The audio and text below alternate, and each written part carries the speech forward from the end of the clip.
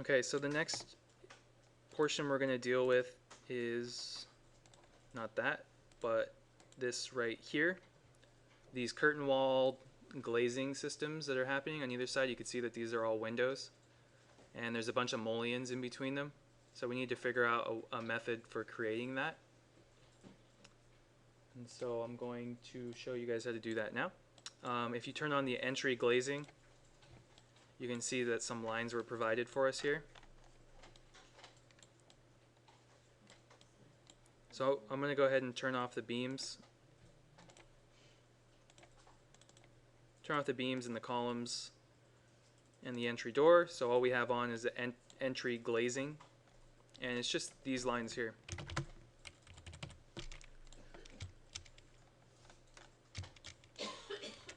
I'm going to hide this outside profile. I'm also going to hide the interior line. And then I'm going to select all these little mini squares except for the last one here at the edge.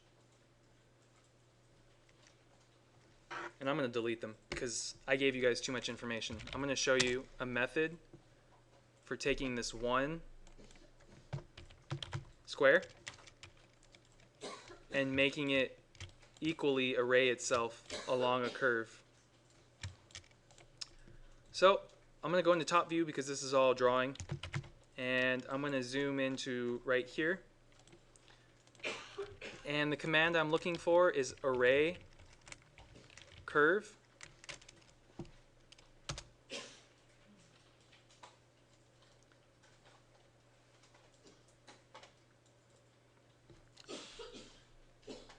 So I'm going to select object to array, and arraying is basically taking something and repeating it along a line at equal distances.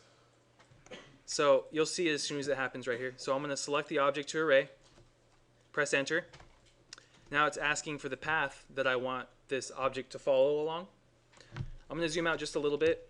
I'm going to select the center line, and as soon as I do that, this dialog box comes up, and it's asking, do I want to choose a number of items, how many I want, or do I want to choose a distance between?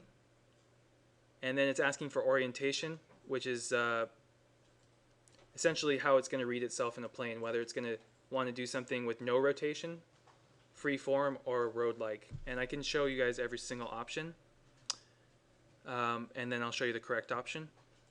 First thing we're going to do is distance between instead of number. And I'm going to select that information, and I happen to know that I want it to be 0.6. So as soon as I type in 0.6, you can see the number of items comes up to 50. So it's already kind of calculating how many times it's going to array it. So we should get 50 of these along that curve. So the one I want to do is free form, and so that way it can follow itself along the curve. And so I'm going to hit OK, and as soon as you hit OK, it's going to create all of them for you. So it just did all that work for me, which was really nice, because actually having to sit there and copy this thing around, divide the line, do all this extra work, that could take forever, where I just did it in a couple seconds. So I'm going to show you what the other dialog box options are. So I'm just doing the same thing again. And I did free form. This time I'm going to do no rotation. And I'm going to hit OK. And so far it looks good, but then as soon as you get all the way over here, notice that it never rotated, and so now it's not even on the curve. So when you do no rotation, that means that it's going to keep its same directionality, and it's not going to change with the curve. Before I did free form, so it changed with the curve directionality. And I'm trying to see if maybe road-like does something different.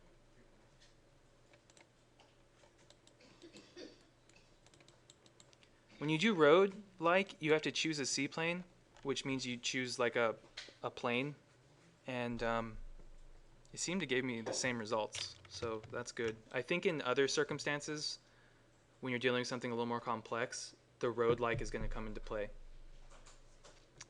That might actually deal with if you're trying to array something along a three-dimensional curve instead of just a flat two-dimensional curve. So I'm just going to do the command again. It's array curve, and I'm just going to get back to where I initially got us. So I'm going to select that that mullion square, and then I'm going to select the line I wanted to array on. Oop. I'm going to select that, and then now I'm going to select the line. I'm going to go freeform with a distance of 0.6, and I'm going to hit OK. And it created it for me. And you can see here on this side it's already done for you. I'm not going to go over it again. So we took care of that. So that was a fast way to array something. So now we need to add a little bit of, well, we need to extrude this up, right? We need to get this three-dimensional. And so what we need to do is create a solid layer and select that and make that our official layer. And I'm going to select the outline profile here. So this is going to be the base of our window frame. So I'm going to go, it's two arcs and then there's a curve at either end that closes it. So it's one closed shape. But yeah, essentially it's two arcs. Are we going to do the array for another one too or no? We're not going to array anymore. That we just did it that one time. Yeah. So we already accomplished arraying the mullion, the window glass piece around. And so now we're going to actually start building our window frame. And so I've selected this outside profile, and I'm going to do Extrude Curve. I'm not going to go both. I am going to be solid.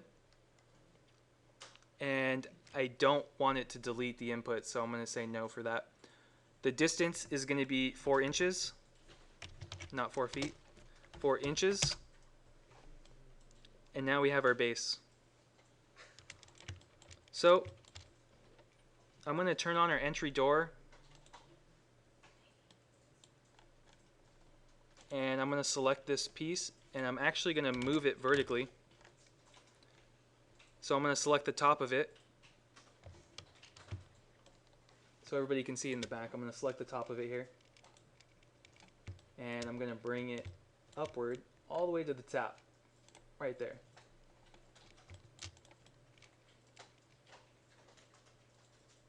So now I've got that portion. That's the top of the window. Next, I'm going to need to select every single one of these smaller ones. So I'm just going to go through and highlight them all. If you hold down Shift, you'll be able to select multiple at the same time. But you should highlight every single one of the small squares that we arrayed. And then from there, what we're going to do is Extrude Curve again. So now it's giving us our window frames, right? And let's move this upward. And I'm going to use a reference point of right here, the base, because that's where I want it to end. And I'm going to select that endpoint there. And now it's created this for us.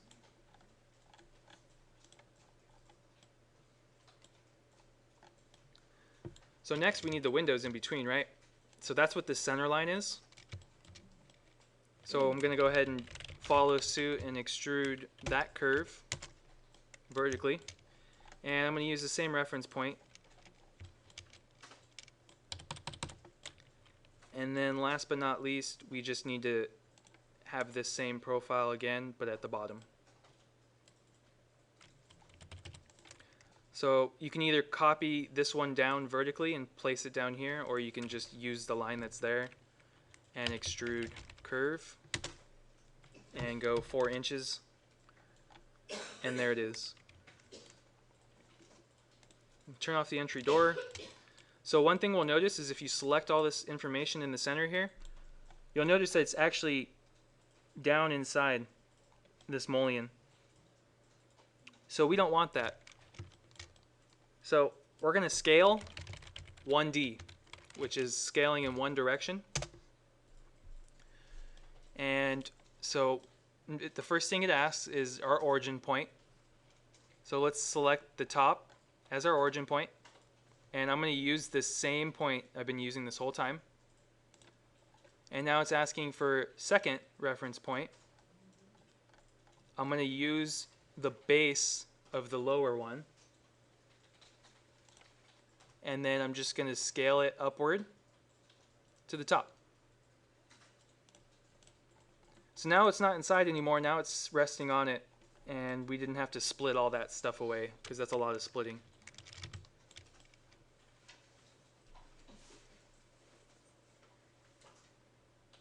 So now we've got a top rail and a bottom rail, and we've got all the center dividers and a surface that's in between there, right?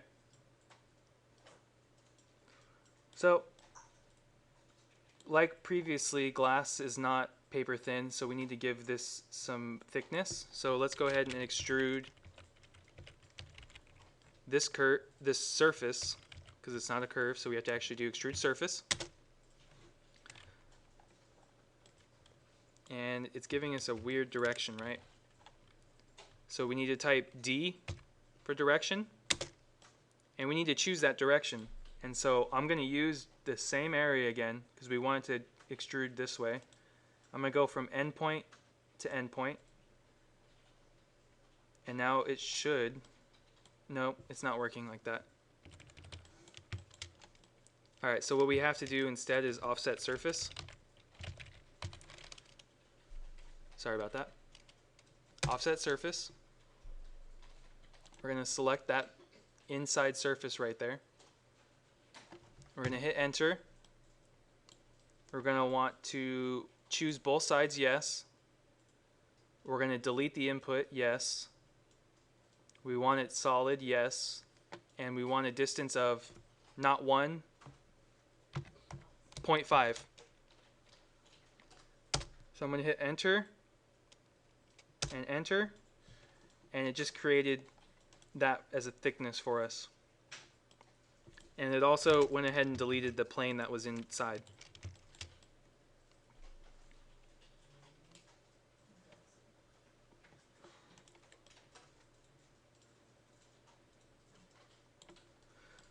So now I've got window thickness, and I've got window frame thickness, and I've got top and bottom rail thicknesses.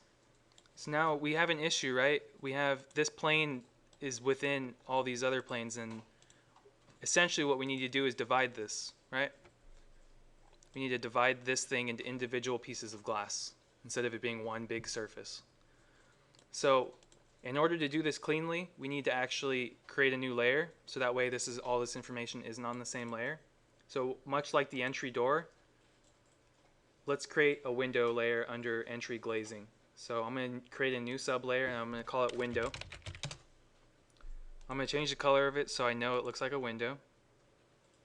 I'm going to select that surface, that poly surface that's right there. And then I'm going to right click and change object layer.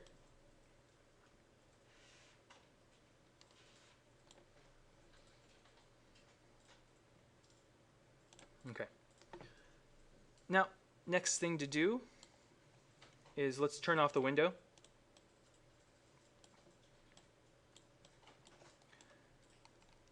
Now I'm gonna do a Boolean command. Let's see how this works out. So actually, I'm gonna try it one way, and if it doesn't work, I'm gonna do it a different way. So I'm gonna turn the window back on. I'm gonna do Boolean Difference, which is the same one we used earlier.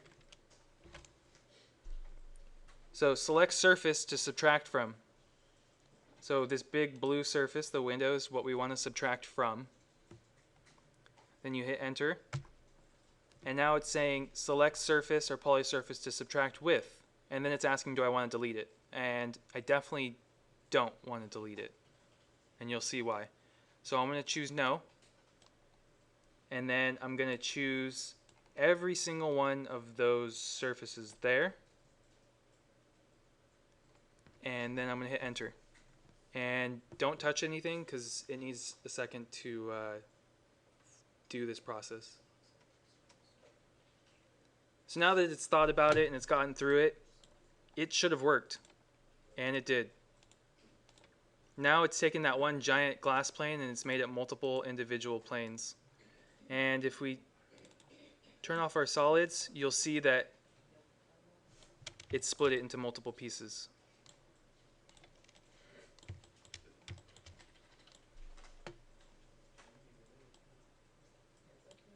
Would you like for me to do that again? Yeah. I have a different question, but I'll wait. Okay. I'll do it again just so you can see how it was done, because it is a new thing for us. We haven't been doing too much of that. And so pretty much what we want to do is we want to make this large plane right here into smaller planes, right? And we want to divide it by every single one of these. So the best way to do that is Boolean Difference. And The thickness of